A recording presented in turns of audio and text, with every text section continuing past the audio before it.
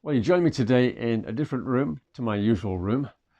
It looks somewhat more appropriate, doesn't it, to a Elvis Presley in Japan channel, but with the sliding door closet there and the paper and wooden slat business going on behind me. That's a sliding door. I'm going to try filming in this video today, see how it comes out. Maybe I'll use this room again. I can't give you a guided tour, unfortunately, because I'm surrounded by boxes. But there's a lot of space in this room, so I might start using this room more. We'll see how it goes. Anyway, this is the final video in my Holy Grail series of videos that I said I was going to do. 3 videos. In today's video, we're going to be looking at 3 items that I've recently acquired that I had been looking for quite some time. There's a Japanese album, an album from another country, and a CD set. So let's get straight on with the album. Here is an album that, yeah, like I said, I had been looking for a long time, and there aren't very many out there. The Japanese version, or should I say a Japanese version of Elvis in concert.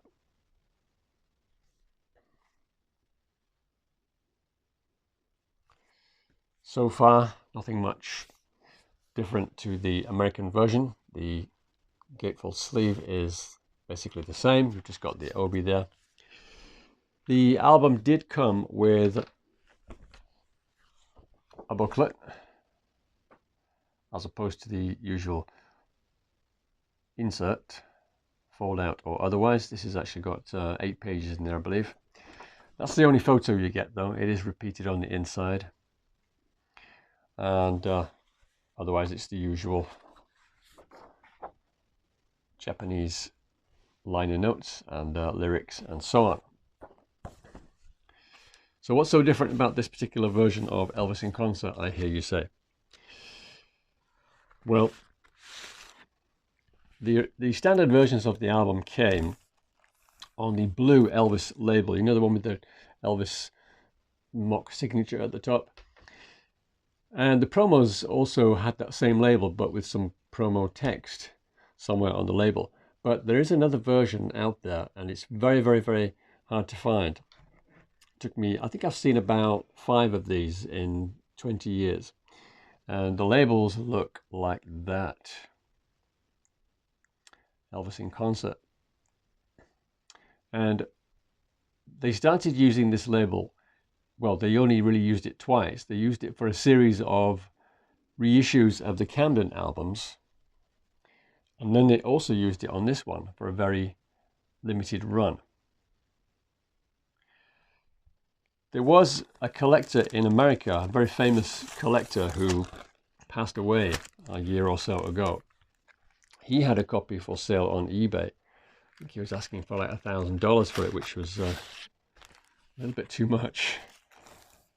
And according to him, or according to his listing, only 100 were made, and one of which was presented to Lisa Marie. Now, the budget albums with this label came out in '78, and I believe this one also came out in '78. It's difficult to know the exact date because in Japan they started changing the details, the stamper details, just after Elvis died, in the year after he died, so I can't date it precisely, but yeah, '78 is my best guess. So were there just 100 made? I'm not sure. I'm not sure where the gentleman got his information from. Like I said, I've only seen 5 in about 20 years, so there weren't very many made, but I guess there might have been a few more than 100. But anyway, that is the first thing. Very hard to find version of Elvis in a concert. The second one is a foreign album, and a friend of mine was looking out for a copy for me. So hi Leo, if you're watching. He already knows I've got this one because I told him. But finally, I found a copy of Fun in Acapulco from, does anybody know where this comes from? It's an Israeli copy. So as you can see from the RCA Victor logo here, it's not a 60s one.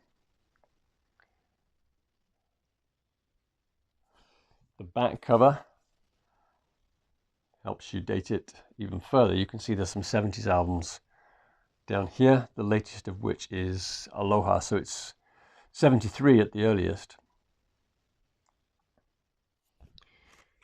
It's not in the greatest of condition, but I didn't mind. I just wanted to get one for now. One of the labels, I think it's the other label, side 2, it's got some Hebrew written on it, which obviously I can't read. I'm guessing it's just going to be a shop name. So if anyone can see that and can read Hebrew, please let me know what it says. So yeah, I picked up that recently. Very happy to get that one. And finally, I've shown this one before. I think I've perhaps talked about this before. The first ever set of Elvis CDs released anywhere in the world. This set came out of Germany in 1984. And yeah, I remember seeing it on sale way back at that time, 1984, and wondering whether to buy it or not. And in the end, I didn't, because it cost so much money. But there was also, you might call it a Japanese version. It was imported, and then they added an Obi to the box. And I've only ever seen 2, ever. The first time it came up for sale, it was too expensive for me. I lost out in an auction. Turns out it was a friend of mine that bought it. However, recently, finally found one. There it is. This is the original Japanese version of The Legend. And the only difference between the set that I've just shown you and this one here is this white piece of paper that you can see on the outside. On the back of that Obi there, it gives you all the tracks in Japanese. And then it gives you the title and the price on the spine there. This cost 20,000 yen at the time.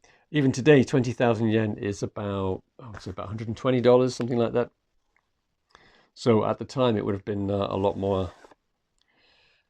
Otherwise, it's the same, as I say, the same 3 CDs. 1, 2, 3.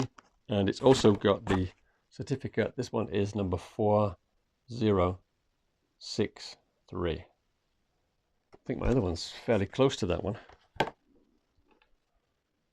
Oh, it's almost the same. Yes, it's 4068. So it's quite possible that this one also originally had the the red and white Obi on the outside, but it's obviously long gone. So yeah, I was well pleased to get that. And the slipcase is also in nicer condition than the first one I bought. So there you go. Have you got anything recently in your collection that you were looking for a long time? Let me know in the comments below, and let me know what you think of the room. Until next time, thanks for watching. Take care. Cheers.